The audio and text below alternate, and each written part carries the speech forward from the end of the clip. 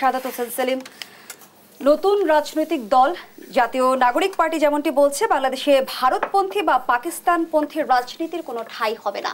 ভারতপন্থী রাজনীতি বলতে আমরা সবসময় আওয়ামী লীগের রাজনীতির কথা শুনে এসেছি। পাকিস্তানপন্থী রাজনীতির চর্চাটা বাংলাদেশে কে করে? ধন্যবাদ আপনাকে। এটা যিনি বলেছেন সেটা তারাই বলতে পারবেন, তারা কোন প্রেক্ষিতে তারা সেই বক্তব্য রেখেছেন সেটা আমাদের জানা নেই।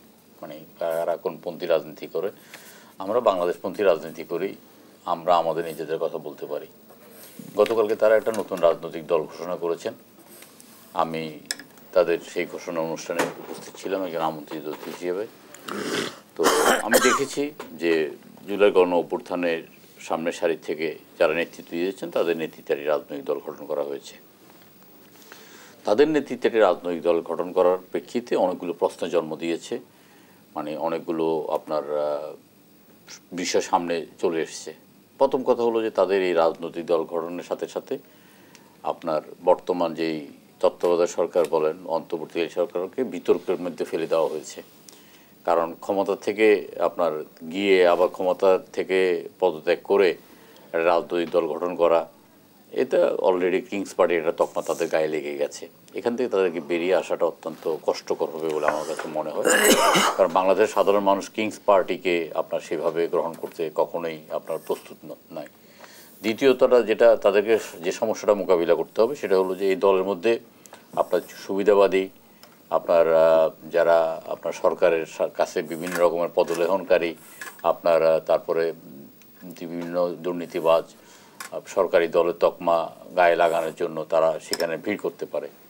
আমরা গতকালকের তাদের যে অনুষ্ঠানে আমরা এমন অনেক রাজনৈতিক দলকে দেখেছি যাদের ঠাঁই হওয়ার কথা ছিল জেলে, যারা আপনার 18 সালের নির্বাচনে অংশগ্রহণ করে সংসদ সদস্য হয়েছে, জেলে না গিয়ে সংসদ কাঁপিয়েছে, তাদেরকে সেখানে উপস্থিত দেখেছি।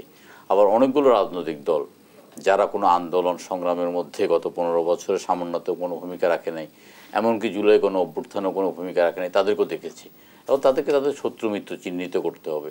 এছাড়া বিতর্কের যে এটা মানে সরকারি দল হিসাবে কিংস পার্টি হিসাবে তাদের গায়ে যে তকমাটা, যেমন আপনি অলরেডি দেখেছেন যে ফিরোজপুর থেকে তারা বাস রিকুইজিশন করে এসছে।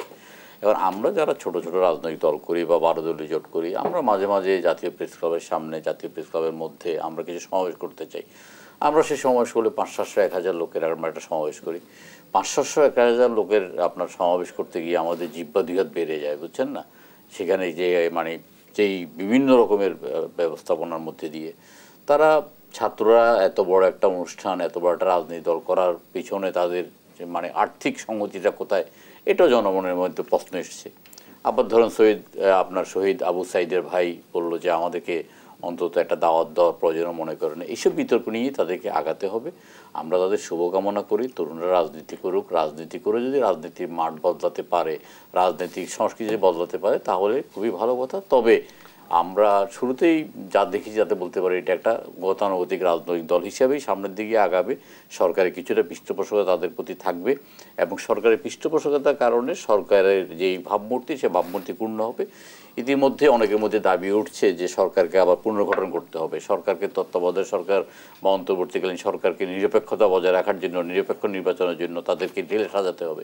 এই দাবিগুলো উঠছে এবং আস্তে আস্তে এই দাবিগুলো আরও উঠবে।